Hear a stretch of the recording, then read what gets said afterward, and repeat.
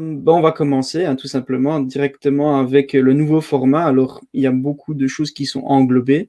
On peut commencer par dire tout simplement que Joe Gruden, donc le commissaire de la NFL, donc en gros le directeur de la NFL, a annoncé que pour lui, la reprise se ferait tout simplement à stade ouvert. Donc, plus de restrictions. Il aimerait bien en tout cas que les stades reprennent leur capacité totale au niveau des supporters, ce qui est un petit peu normal parce qu'il ne faut pas oublier que forcément la NFL est une ligue qui doit fonctionner, qui doit générer de l'argent. Et l'année passée, c'est clair qu'ils ont perdu pas mal d'argent. D'ailleurs, il y a des restrictions qui ont été faites. Il me semble que je les avais évoquées lors du live précédent sur justement la NFL, que les budgets des équipes ont été revus à la baisse parce que tout simplement la NFL n'a pas eu le chiffre d'affaires qu'il aurait dû avoir cette saison. Et donc cette saison, le commissaire Joe Gruden voudrait bien retrouver ses stades pleins et retrouver et réouvrir ses billetteries et tout ce qui est business de la NFL, ce qui est on ne peut plus logique d'un point de vue économique. Maintenant, au niveau situation sanitaire, il faudra voir aux États-Unis comment est-ce que cela avance et à voir jusqu'en septembre, voir si la situation le permettra. Donc ça, c'était un des premiers nouveaux formats, j'ai envie de dire. On va peut-être se réhabituer à avoir des gens des fans en tout cas dans les stades. Ensuite, il y a aussi le nouveau format, et ça, on en avait parlé il y a très longtemps, il me semble que c'était il y a 2 saisons d'ici des Haters, comme quoi il y avait une loi qui avait été votée par les joueurs, mais également par la Ligue, avec des nouvelles règles, donc comme quoi, par exemple, il y avait les tests de drogue qui étaient diminués, donc on pouvait passer d'un certain taux de drogue à un taux beaucoup plus faible. Et il y avait dans ces règles une règle qui disait que justement les saisons devraient passer de 16 matchs à 17 matchs. Et ça prend effet cette saison. Donc ici, on va avoir une saison qui se déroulera à 17 matchs et plus 16. Et tout simplement, on va pas enlever le bye week, on va garder le bye week tout simplement en le remplaçant par une semaine de off-season. Donc la off-season sera raccourcie et on rajoutera une semaine de plus via cette off-season. On sait déjà toutes les match-ups, d'ailleurs je peux vous les énumérer, mais c'est pas compliqué, j'ai envie de dire. On prend les classements de chaque conférence et en fonction des classements, on oppose les 2 premiers, les 2 deuxièmes, et à chaque fois comme ça. Et donc ce qui va nous donner des match-ups quand même assez intéressantes. On va retrouver notamment les Packers contre les Chiefs, une match-up qu'on ne retrouve que très rarement et qu'on aurait peut-être pu retrouver cette année au Super Bowl.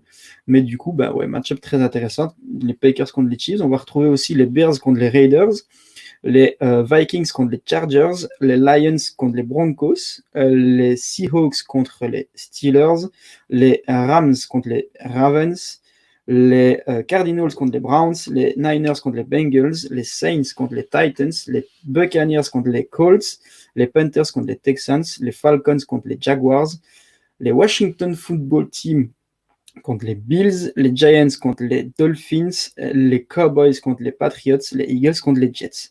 Donc ça, c'est, on va dire, c'est les matchs qui ont déjà été programmés. On sait aussi déjà, les calendriers sont déjà actés. On sait déjà quelle équipe va recevoir quelle équipe au sein de la saison.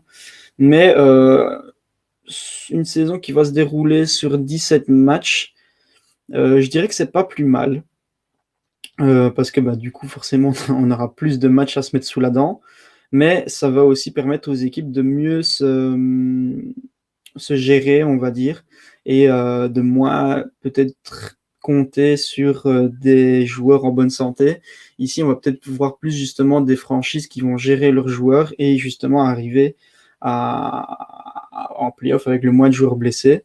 Parce que c'était déjà le cas ici cette saison avec 16 matchs. Par exemple, on prend les Seahawks. Les Seahawks sont souvent en play-off, mais sont souvent en play-off avec l'équipe B. Et c'est ce qui a posé problème pendant les 2 saisons qui ont précédé. Et c'est justement là qu'on voit quelle équipe est la meilleure justement en gestion des joueurs et de la santé des joueurs. Et c'est comme ça que les Patriots ont quand même réussi à être l'équipe, la dynastie qui a dominé pendant des années. C'est tout simplement grâce à une bonne gestion de l'effectif. Et ici, ça va donner justement encore plus d'avantages, j'ai envie de dire, aux équipes qui justement gèrent très bien leur effectif. Et ça va un petit peu plus enfoncer toutes les équipes qui gèrent justement moins bien cet aspect du coaching.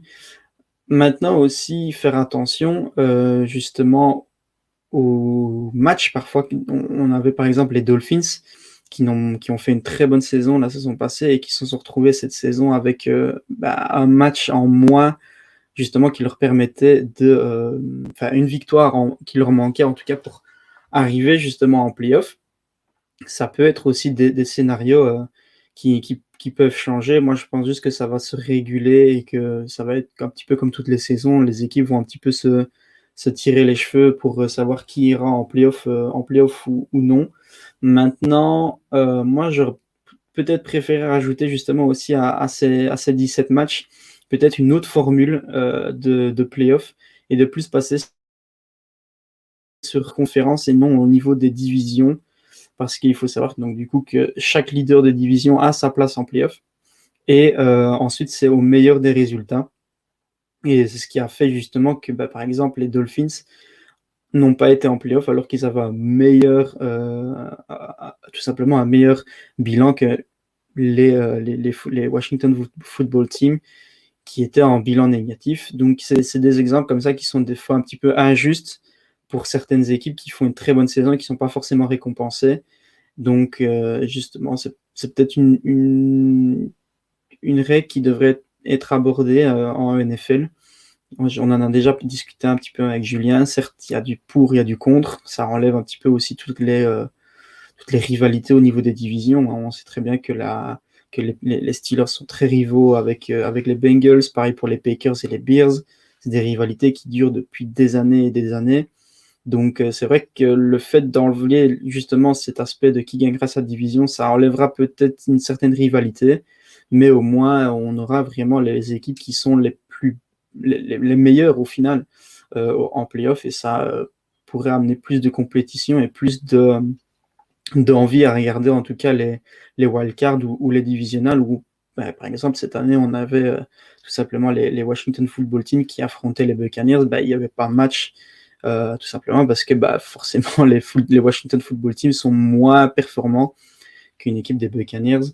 Donc c'est clair que pour moi c'est un moment que j'en parle de cette règle qui devrait peut-être être abordée en NFL. Maintenant à voir si ça va vraiment être mis sur la table par une franchise ou par des joueurs ou que sais-je.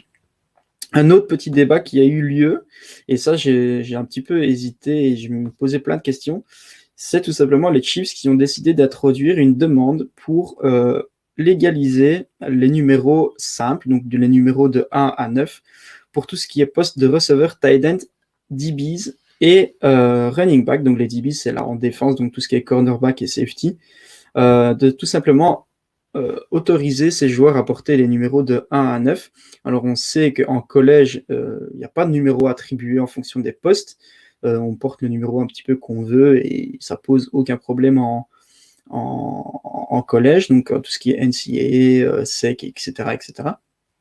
Mais en NFL, il faut savoir que voilà, si tu es receveur, tu as une gamme de chiffres.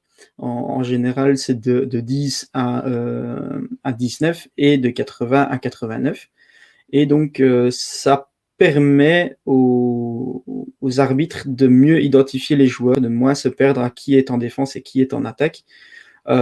C'est pour moi, j'ai jamais vraiment compris parce que maintenant, je pense que les maillots sont assez différents que pour savoir identifier un joueur ou l'autre. Non, je sais pas, je suis pas arbitre, je ne saurais pas juger honnêtement, mais d'un point de vue externe comme ça, j'ai pas l'impression que les numéros sont très, très importants pour les arbitres.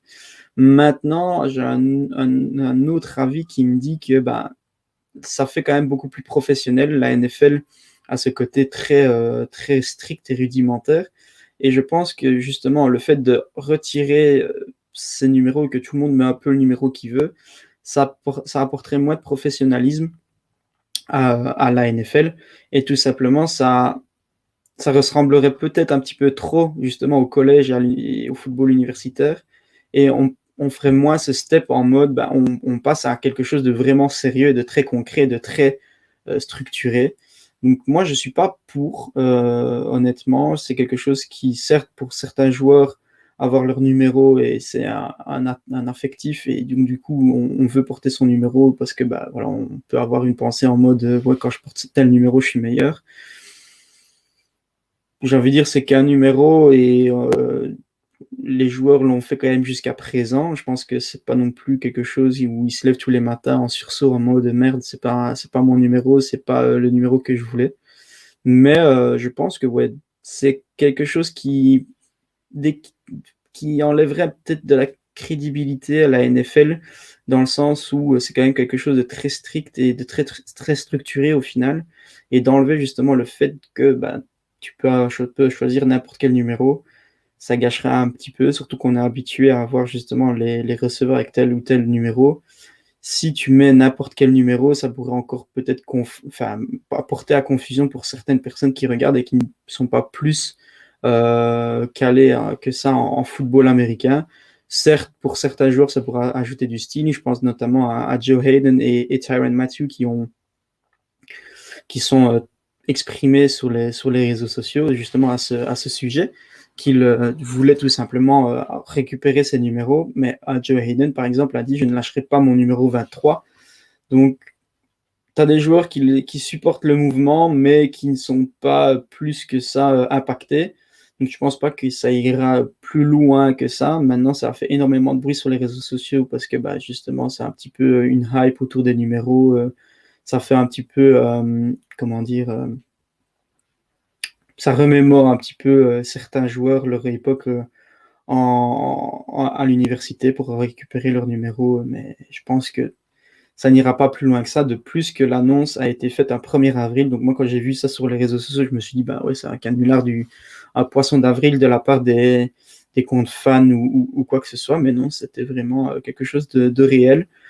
Donc ça, c'était pour la petite news. Moi, pas plus fan que ça. Je vous l'avoue que avoir à Tyreek Hill avec le numéro 1, comme j'ai pu voir passer quand même pas mal de fois sur les réseaux ou à Tyrann Mathieu avec le numéro 7, ça enlèvera un petit peu tout le charme justement de la NFL qui fait que tout est bien structuré et que tout est comme ça.